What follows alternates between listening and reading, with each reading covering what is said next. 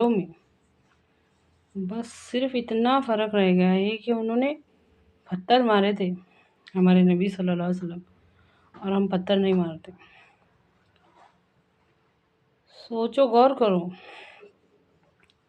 हिम्मत नहीं होनी चाहिए थी, हिम्मत नहीं होनी चाहिए थी निज़ाम बातिल की कि करोड़ों की तादाद में मुसलमान दुनिया में होने के बावजूद वो हमारे सामने आके नंगा नाचे।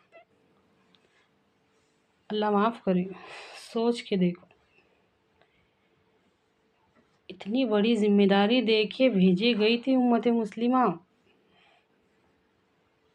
कि संभालो अपने दीन को, संभालो अपने दीन को। दुनिया को इंसानियत गैरत सिखाने वाले कौन? हमारे नबी सल्लल्लाहु अलैहि वसल्लम। फिर उसके बाद कौन? उनकी उम्मत। दुनिया को इंसाफ सिखाने वाले कौन? हमारे नबी सल्लल्लाहु अलैहि वसल्लम। और फिर उसके बाद कौन? उनकी उम्मत। दुनिया को हया और सादगी सिखाने वाले कौन? हमारे नबी सल्लल्लाहु अलैहि वसल्लम। फिर उसके बाद कौन? उनकी उम्मत। इसी तरह दुनिया को अखलाकियात, मामलात, माशरत में, मुझे कहने में चंद सेकंड भी नहीं लगे, अखलाकियात, मामलात और माशरत, लेकिन उसका मतलब बहुत बड़ा है।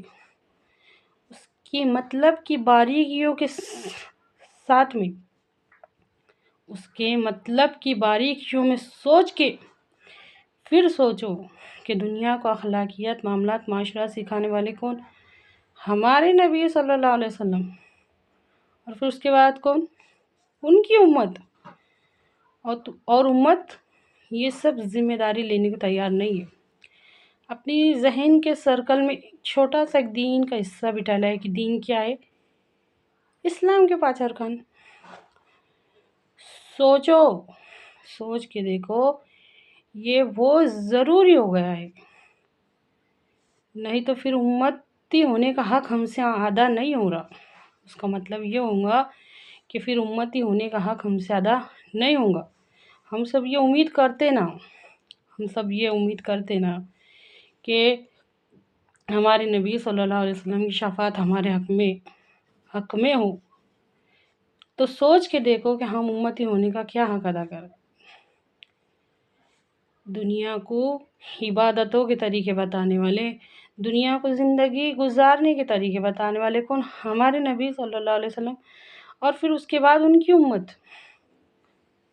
इतनी बड़ी जिम्मेदारी देके भेजी गई